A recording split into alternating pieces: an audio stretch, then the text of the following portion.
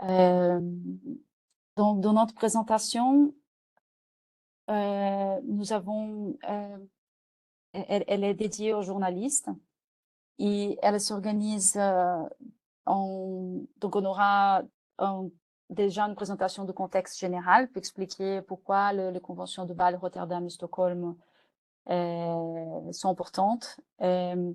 Après, il y aura une introduction aux conventions de Bâle, Rotterdam et Stockholm pour ceux qui ne sont pas familiers avec le travail de ces 3 conventions. Ensuite, nous donnerons un aperçu des principaux points qui seront discutés dans les réunions de 2025. Le canaux et outils de communication qui peuvent être utilisés par les médias pour avoir plus d'informations, pour s'engager plus dans les réunions.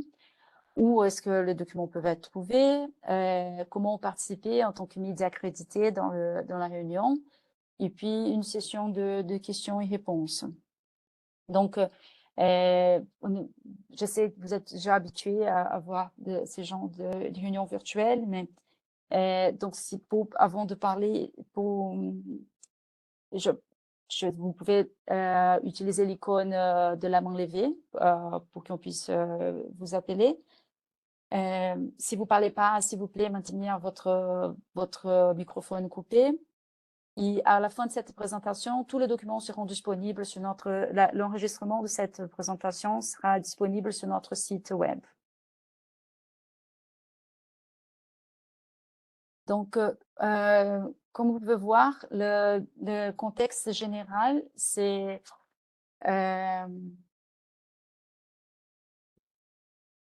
dans le contexte général,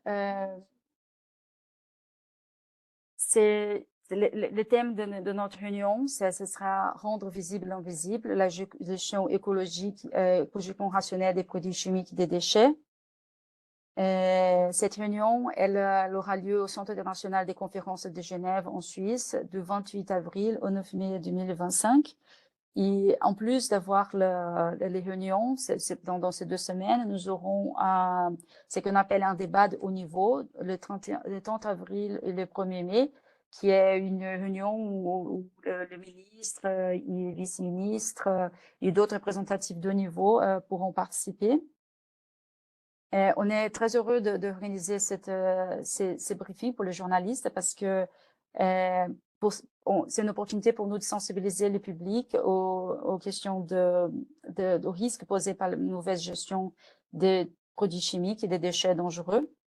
Et c'est aussi une opportunité pour nous de parler du travail de ces 3 conventions qui protègent la santé humaine et l'environnement contre ces produits chimiques et déchets dangereux et qui aussi contribuent à solutionner d'autres problèmes environnementaux, c'est qu'on appelle aujourd'hui la crise planétaire, la triple crise planétaire qui inclut la pollution, le changement climatique, la perte de biodiversité et d'autres défis environnementaux de notre époque.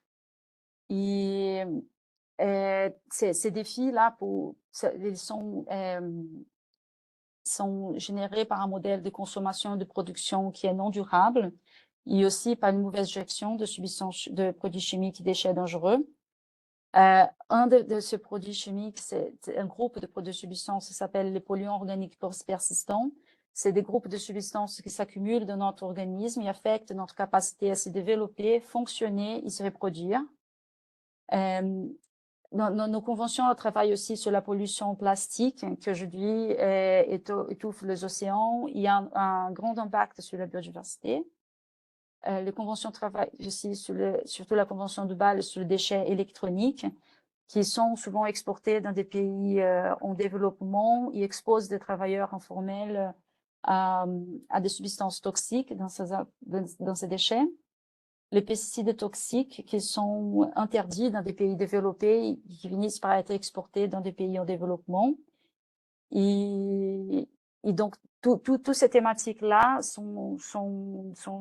la communauté internationale, elle prend des décisions dans le cadre de ces 3 conventions pour gérer ces problèmes. Et on trouve qu'il est essentiel de mieux communiquer sur ces problèmes. Donc, c'est pour ça qu'on a organisé ces briefings et Merci beaucoup pour votre participation. Donc, la Convention de Bâle sur le contrôle des mouvements transfrontières des déchets dangereux et de leur élimination est la première convention. Donc, ainsi comme la Convention de Stockholm et la Convention de Bâle, ces traités, ils sont des traités juridiquement contraignants. Ils abordent des thématiques majeures de la pollution par les produits chimiques et les déchets. Les conférences de parties des conventions, c'est l'organe de prise de décision. Donc, la conférence des parties, c'est qu'on appelle la COP. Et l'organe où les gouvernements dans le monde sous l'égide des Nations Unies se réunissent pour prendre des décisions pour résoudre ce problème. Et ces trois conventions, la Convention de Bâle, Stockholm et Rotterdam, elles fournissent un cadre pour la gestion du cycle de vie de substances chimiques. Elle couvre l'aspect de ce qu'on appelle, on peut aller du berceau au tombeau, je ne sais pas si on peut dire comme ça en français, mais depuis que la substance chimique elle est générée, dans tout son cycle de vie jusqu'au moment où elle devient un déchet. Et certaines de ces substances elles sont prises en compte par plusieurs conventions. Donc, par exemple, les polluants organiques persistants, ils sont dans le cadre de la Convention de Stockholm, mais certains d'entre eux sont aussi dans la Convention de Rotterdam.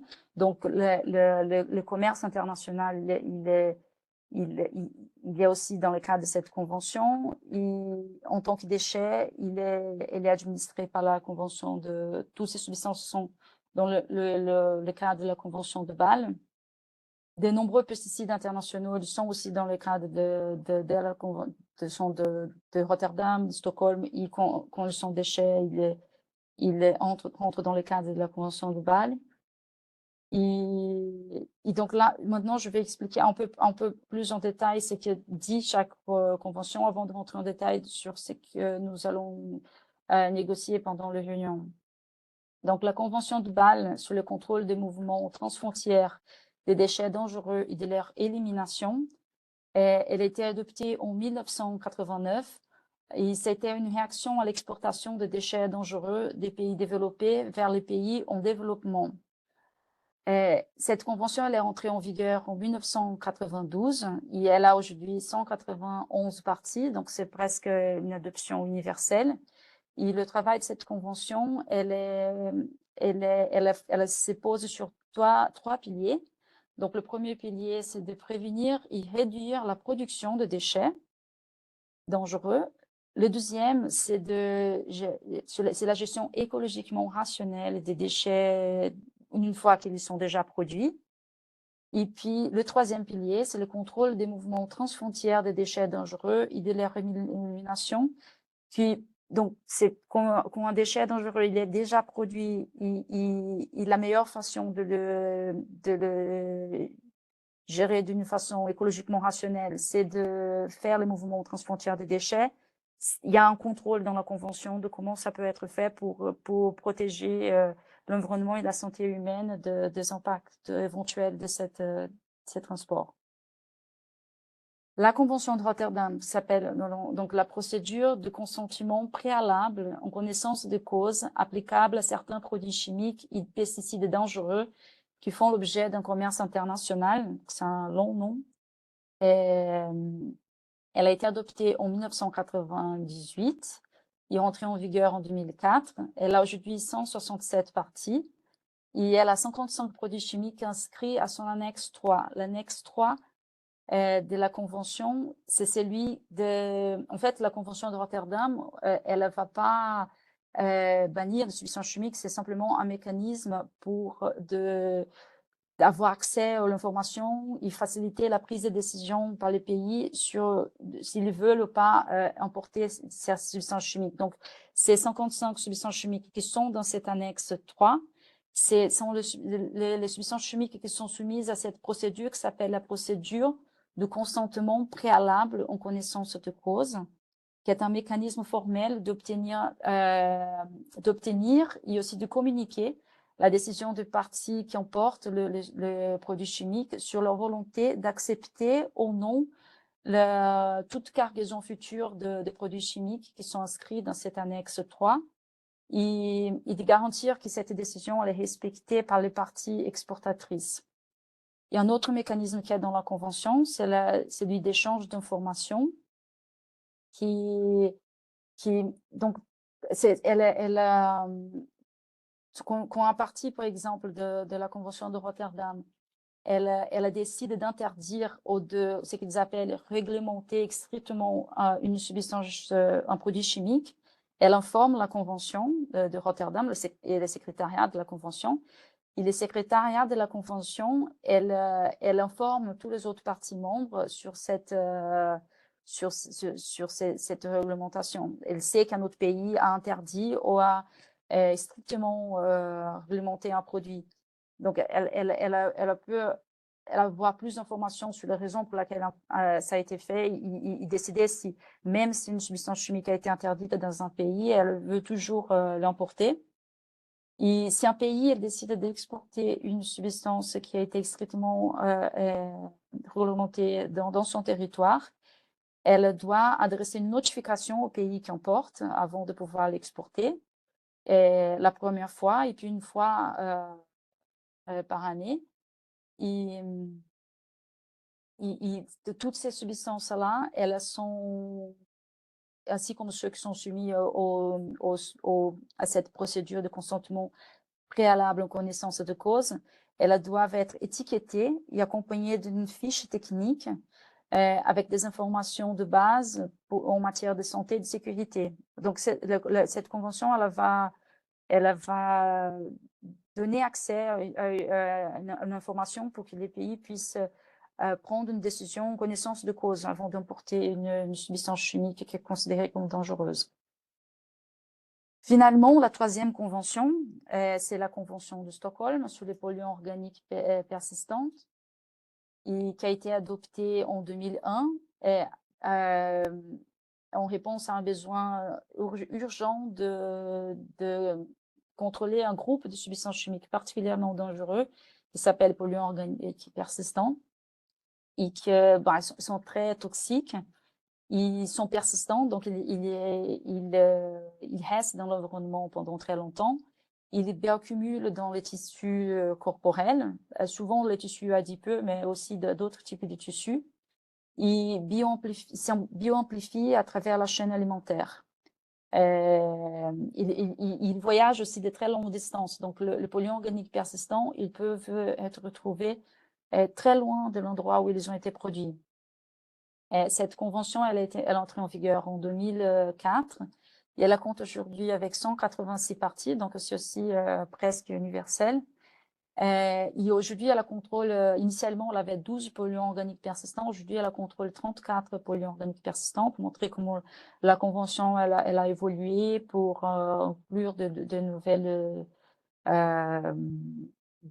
substances. Il y a là un rôle très important pour prévenir de problèmes de pollution que aujourd'hui qui existe. Au lieu de les gérer, qu'à la fin, ça coûte beaucoup plus cher et c'est beaucoup plus difficile, elle est en train de prévenir ce type de pollution. Donc, la convention, elle est organisée de cette façon. Elle a liste ces 34 polluants organiques persistants dans 3 annexes. Donc, tu as l'annexe 4 c'est une liste pour élimination. Dans l'annexe B, tu as ceux qui doivent être restreints. Donc, par exemple, dans l'annexe B, nous avons le DDT, qui est un pesticide qui peut encore être utilisé par certains pays pour contrôler les vecteurs de maladies, comme le paludisme. Et dans l'annexe C, nous avons le pays membre, ils ont l'obligation de réduire ou d'éliminer les émissions de polluants organiques persistants qui sont relâchés de manière non intentionnelle en tant que sous-produit d'autres processus. Et ce travail qui est fait pour l'annexe C, c'est la mise en œuvre de meilleures pratiques environnementales. Il est très important aussi il contribue beaucoup à combattre le changement climatique puisque les mesures pour réduire ou éliminer ces substances sont aussi efficaces pour réduire et éliminer l'émission de gaz à effet de serre. Enfin, la Convention de Stockholm, elle aussi, elle travaille sur la réduction et de rejet de stocks, de vieux stocks, souvent de pesticides ou de déchets.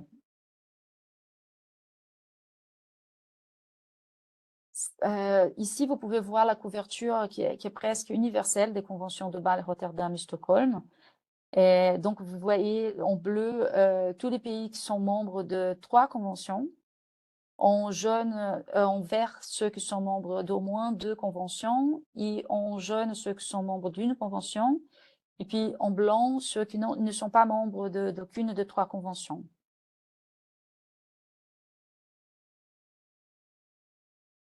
Est-ce que vous avez des questions avant que je passe? Je sais que peut-être je parlais un peu trop vite. C'est les nerveux du début. Maintenant, je vais parler plus doucement. Il n'y a pas de questions. Donc, je vais maintenant passer à la COP, cette réunion de cet organe de décision, la conférence des parties membres. Donc, comme j'ai dit, il y a ces 2 semaines de réunions, de négociations, où il y a les 3 conférences des parties des 3 conventions qui vont se rencontrer pour prendre des décisions pour la mise en œuvre de ces conventions. Et en plus de ça, il y aura ce débat de haut niveau qui aura comme objectif d'exercer une action mobilisatrice en faveur d'un engagement renouvelé pour la mise en œuvre des conventions de Bâle, de Rotterdam, de Stockholm. Donc, des ministres et de vice-ministres ou de leur équivalent, ils vont se rencontrer. Nous avons déjà plus de 70 ministres et vice-ministres confirmés. Et qui vont venir pendant ces 2 jours. Ils vont discuter autour de 2 thèmes principaux de la COP, le rendre visible l'invisible, mais aussi de sous-thèmes de bas de niveau qui sont pollution, ou ces liens entre pollution, changement climatique, perte de biodiversité sera abordé. La circularité, comment les 3 conventions peuvent contribuer à un mode de production plus circulaire. Et les moyens de mise en œuvre sont toujours comment financer la mise en œuvre de ces conventions. Le débat au niveau donc sera le 30 avril, le 1er mai. Il commencera avec une cérémonie d'ouverture où nous aurons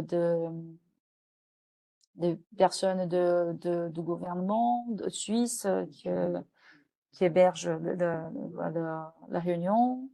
Nous aurons et d'autres représentatifs pour faire pour discuter de la thématique et illustrer un peu le débat avant de donner place aux ce qu'ils appellent les tables rondes ministérielles, donc dont les ministres et vice-ministres ils vont se rencontrer pour discuter des 3 thématiques. Et cette partie-là, elle n'est pas publique. Après, il y aura le dîner ministériel. Et puis le lendemain, nous aurons, et ça c'est pour tous les participants de la réunion, il y aura le débat ministériel interactif. Nous sommes en ce moment en train d'essayer de donner accès au public à cette réunion avec sur YouTube. Nous sommes en train de voir encore.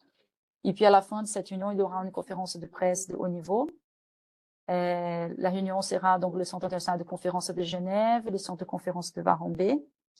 Et pour profiter de cette occasion que nous aurons tous ces ministres et vice-ministres ici réunis, il y aura d'autres événements organisés.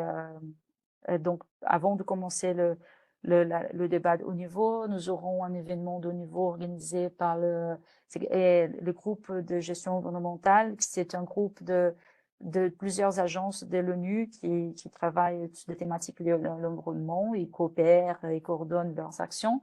C'est un événement qui est organisé par la directrice exécutive du PNUE. Le 1er mai, il y aura un petit déjeuner ministériel sur le plastique, qui est organisé aussi par la directrice exécutive du PNUE. Et puis, le 1er mai, il y aura, après le panel ministériel le matin, il y aura un déjeuner ministériel sur la mise en œuvre du cadre mondial sur les produits chimiques qui sera organisé par le gouvernement allemand. Donc, quels sont les points principaux qui seront discutés pendant ces réunions? Donc là, nous avons la 17e conférence des parties de la Convention de Bâle. Et elle discutera de plusieurs thématiques qui visent à améliorer l'efficacité de cette convention dans la prévention du trafic illégal de déchets. Ce qui va comprendre, par exemple, les amendements aux annexes 2, 8 et 9 sur les déchets d'équipements électriques et électroniques. Donc, ces annexes de la convention, ils donnent aujourd'hui, pendant longtemps, les déchets électroniques dans la convention, il était considéré soit comme déchets ou pas déchets. Là, depuis les amendements, tous les déchets électroniques, ils doivent maintenant faire partie. Il n'y a pas de. Ils doivent tous être soumis à la procédure de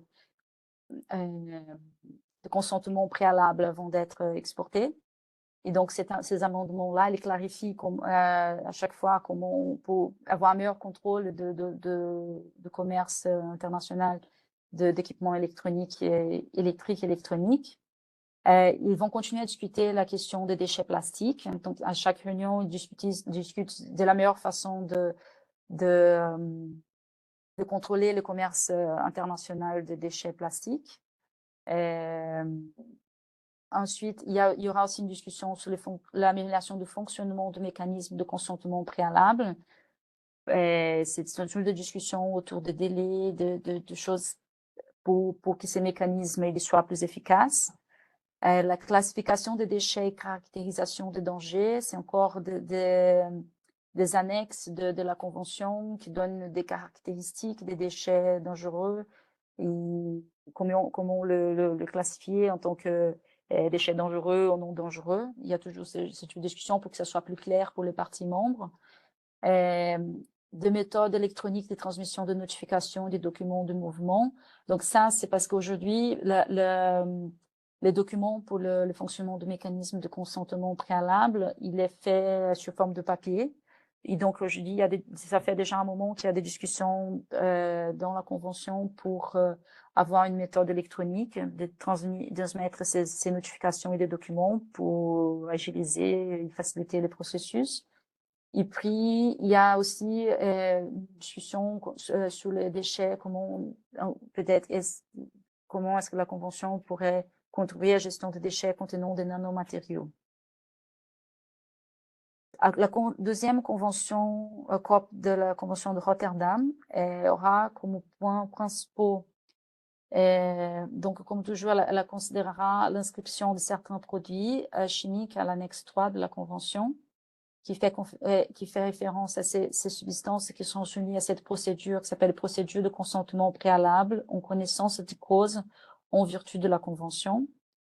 Donc, il y a 4 nouveaux produits, comme vous voyez écrit, donc le chlorpyrifos, les bromures de méthyle et les paraquates. Ces 3-là, ce sont des insecticides, des pesticides et des herbicides.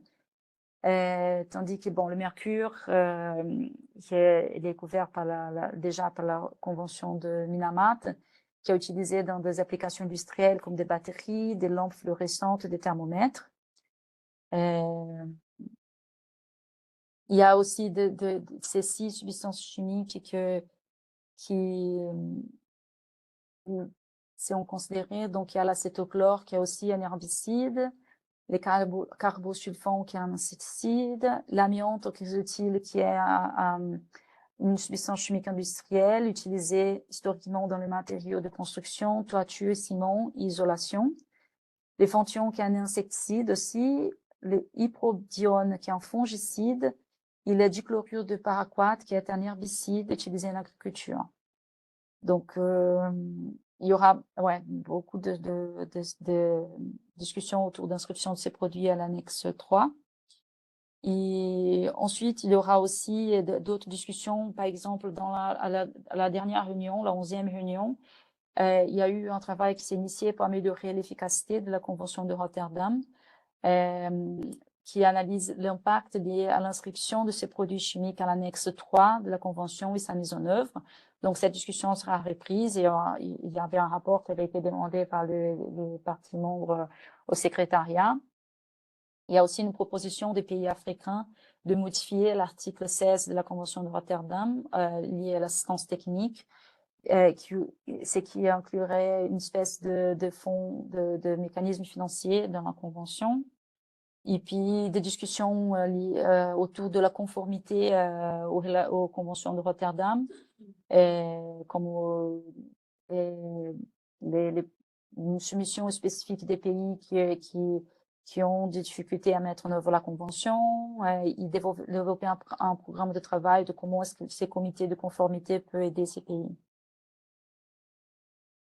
Dans la convention de Stockholm, donc nous avons aussi, c'est la 12e, j'ai l'impression, ouais. Les points principaux, ça va être aussi l'inscription de substances chimiques en annexe A, B ou C de la convention. Donc nous avons le chlorpyrifos, qui est un insecticide organophosphoré chloré à large spectre, qui est utilisé en agriculture comme biocide pour les insectes non agricoles tels que les moustiques, les fourmis de feu et les tiques. Les paraffines chlorées, ça c'est une substance industrielle.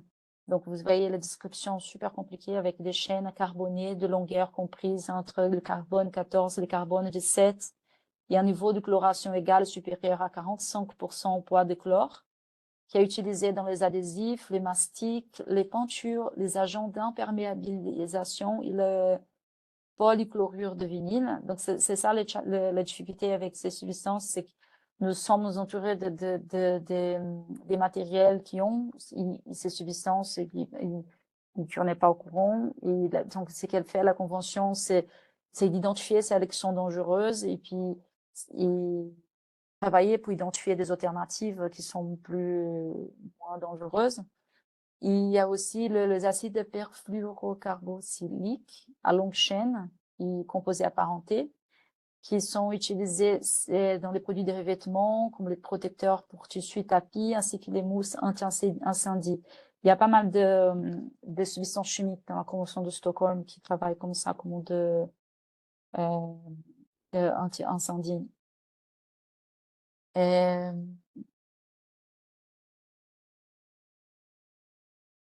En plus de lister ces substances de discuter sur la possibilité de lister ces substances dans la convention, ils vont discuter sur le progrès qui a été fait par le pays membre en vue de l'élimination de polychlorobiphényle,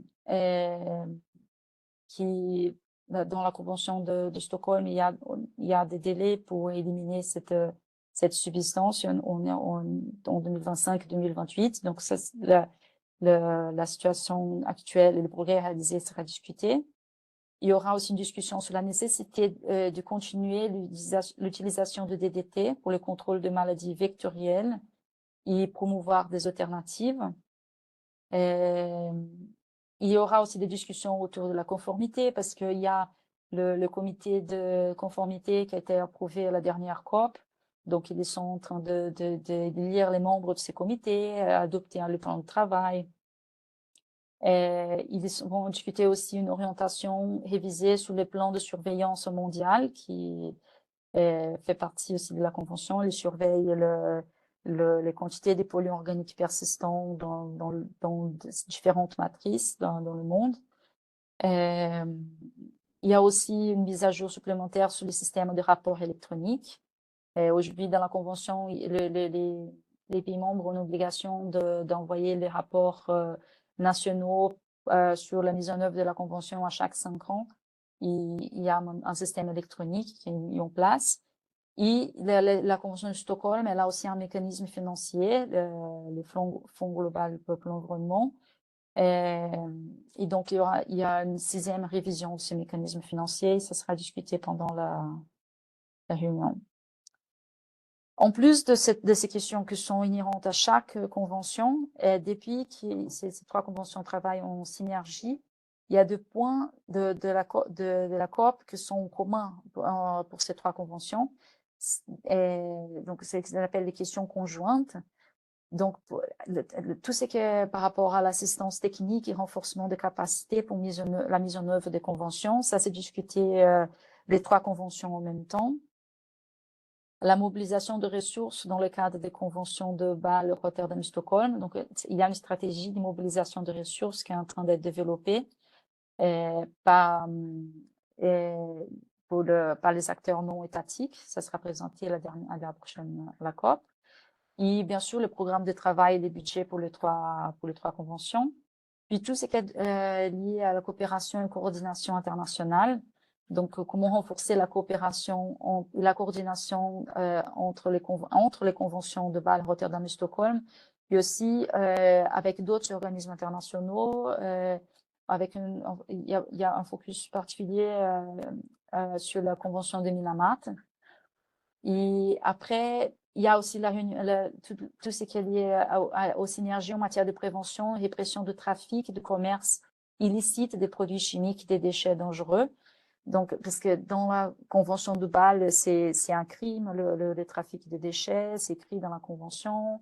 Dans la convention de Rotterdam de Stockholm, c'est considéré comme un commerce illégal, le commerce de substances chimiques qui sont dans les cadres de ces conventions, qui sont pas en accord avec les obligations dans ces conventions.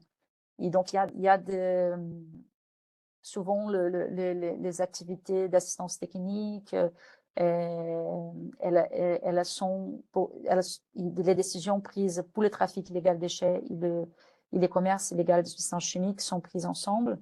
Il y a les centres d'échange d'informations sur notre site web où toutes ces informations sont organisées et accessibles au public. C'est aussi pour les trois conventions. Toutes les mesures qui sont liées à de la science à l'action, qui encourage le passage de la science aux actions politiques. Il promeut une meilleure coordination entre les organes scientifiques de ces trois conventions et aussi tout ce qui est lié à la question du genre.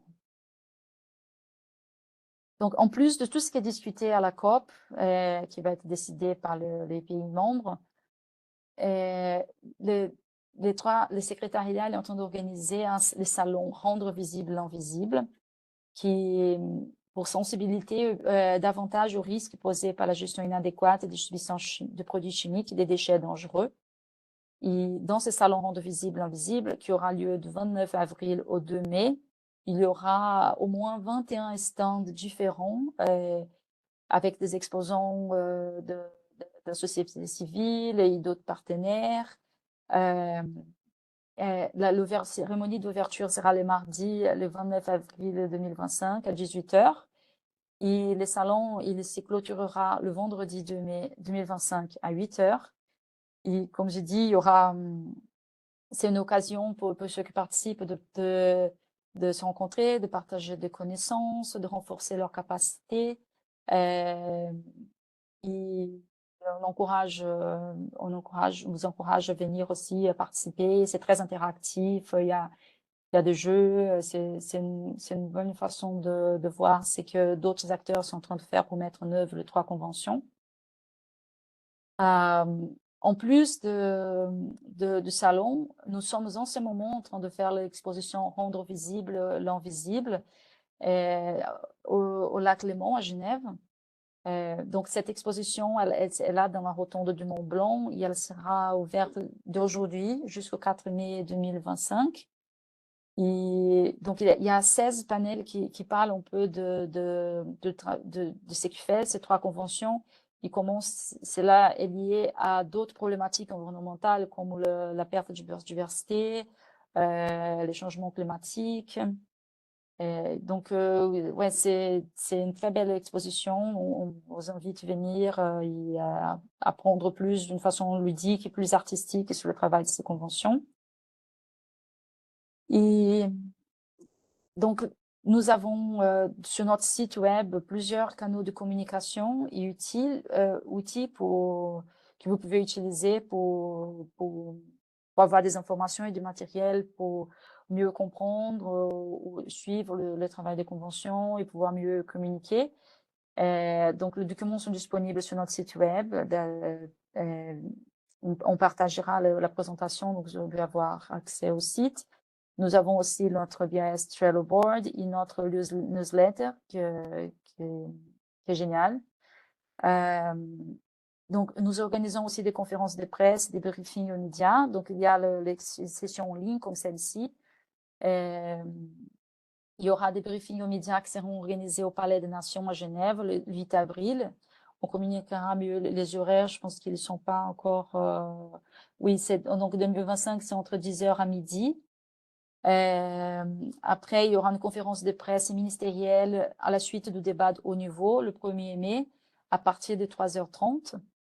Il y aura des conférences de presse avant et après la COP, aussi au Palais des Nations, le 25 avril et le 9 mai. Et les horaires pour cette conférence de presse, elle est encore confirmée. Et avant ces réunions que je viens de mentionner, nous avons eu plusieurs webinars pour informer les missions permanentes à Genève et des réunions préparatoires régionales pour que les pays membres soient au courant de ce qui va être discuté dans ces réunions et qu'ils puissent éventuellement venir avec des positions régionales. Il y a eu les 3 réunions ont déjà eu lieu, donc nous avons eu une réunion en Amérique latine, une Europe et en Afrique. Il y a eu celle en Asie, elle aura lieu, elle est prévue dans les prochains jours. Donc, les 2 prochaines diapositives vous montrent un peu comment est-ce que fonctionne notre site web. Donc, il y a le QR code si vous voulez scanner pour avoir accès au site directement. Donc, je ne veux pas rentrer en détail, mais vous voyez, on a une page web qui est dédiée à la réunion. Et vous avez accès ici à tous les documents qui seront considérés pendant la réunion, le débat de haut niveau, les événements qui auront lieu en parallèle. Et puis là, ici, vous voyez aussi, il y a cette qui s'appelle Media Hub ici. Vous avez accès à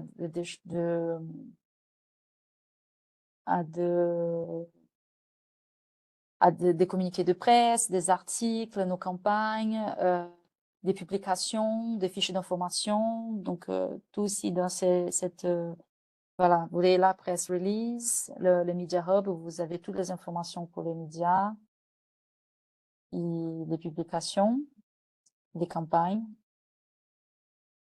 Et pour ceux qui sont intéressés par la couverture des réunions de conférences de parties en avril, en mai, une accréditation média est requise. Vous pouvez visiter notre site web pour avoir plus d'informations ou nous contacter. L'accréditation média, elle est strictement réservée aux membres de la presse qui représentent une organisation médiatique reconnue.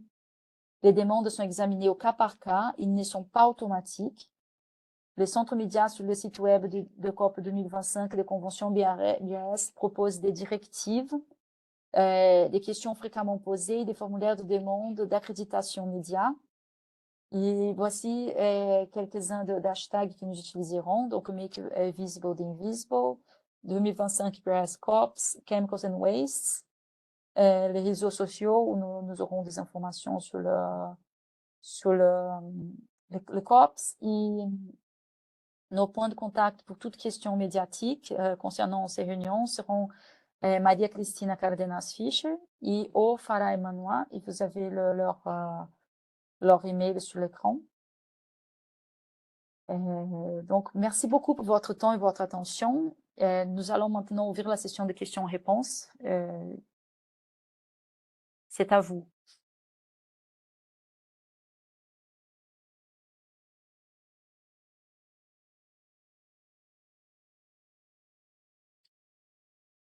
Il y a quelqu'un qui dit qu'il est bloqué en mode muet. Bonjour. Vous pouvez parler ou pas? Pas encore. Participants.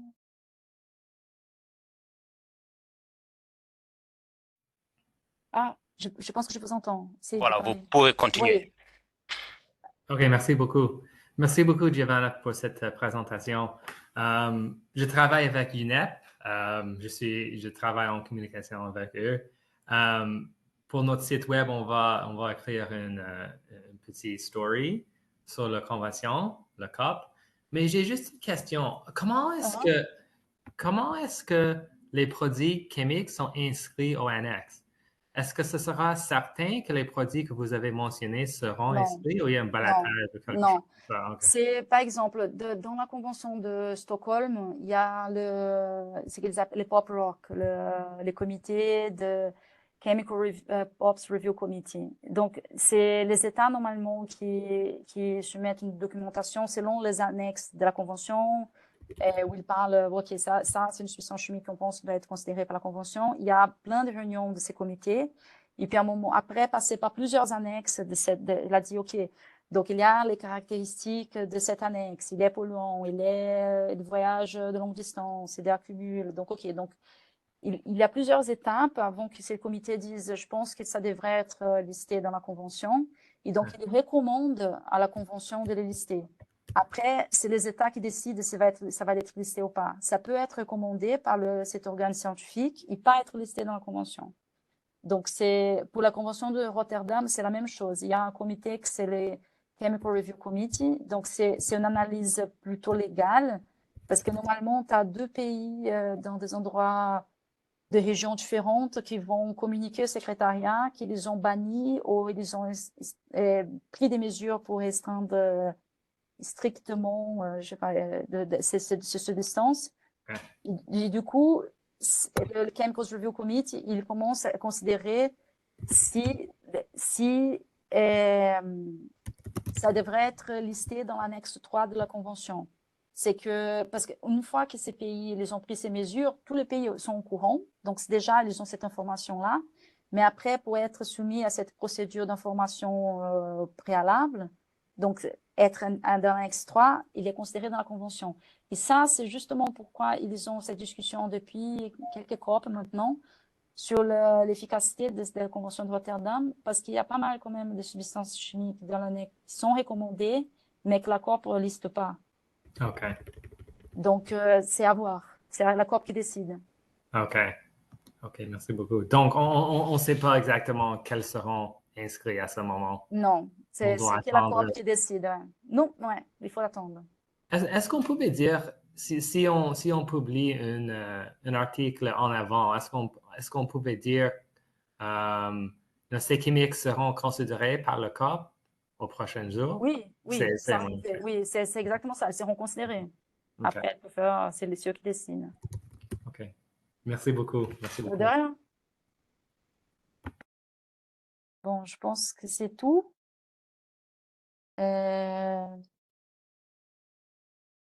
Donc voilà, je pense qu'on peut clore la session s'il n'y a plus de questions. On va mettre les présentations et l'enregistrement en ligne. Et Andrew, si vous voulez nous consulter avant de publier pour des questions, c'est avec plaisir. Hein. On regarde s'il y a des points qui ne sont pas exactement corrects, on vous dira. Mais n'hésitez pas. Oui, allez-y. Il est muet encore, Farai. OK, ouais. Merci beaucoup.